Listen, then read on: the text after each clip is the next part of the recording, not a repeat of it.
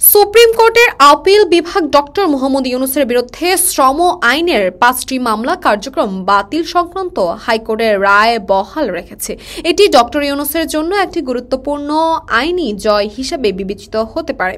2019 সালে গ্রামীণ টেলিকমিউনিকেশনের চেয়ারম্যান থাকাকালীন শ্রম আইনের অধীনে 5টি মামলা করা হয় ডক্টর ইউনূসের বিরুদ্ধে।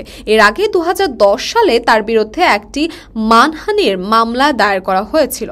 ডক্টর ইউনূসের আবেদনের ভিত্তিতে হাইকোর্ট মামলাগুলো কার্যক্রম বাতিল করেন এবং রুল জারি করেন।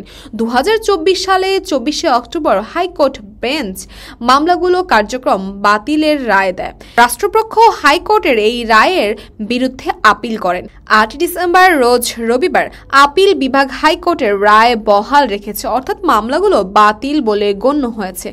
ডক্টর ইউনূসের পক্ষে ব্যারিস্টার মুস্তাফিজুর রহমান এই রায়কে ন্যায্য বিচারের প্রতিফলন বলে মন্তব্য করেছেন। অন্যদিকে রাষ্ট্রপক্ষের অতিরিক্ত অ্যাটর্নি জেনারেল অনিক আর হক রায়ের বিরুদ্ধে কোনো পরবর্তী পদক্ষেপ নেবেন কিনা তা এখনো জানা যায়নি।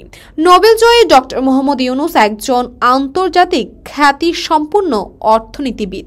তার বিরুদ্ধে মামলাগুলো শুধুমাত্র আইন বিষয় নয়, বরং তার বিভিন্ন সময়ের রাজনৈতিক এবং সামাজিক আলোচনার কেন্দ্রবিন্দুতে পরিণত হয়েছে। এই রায় তার সম্মান ও কাজের স্বীকৃতি রক্ষার ইতিবাচক ভূমিকা রাখবে বলে মনে করা হচ্ছে। তাসফিয়া তাবাসসুম, ইসময়, ঢাকা।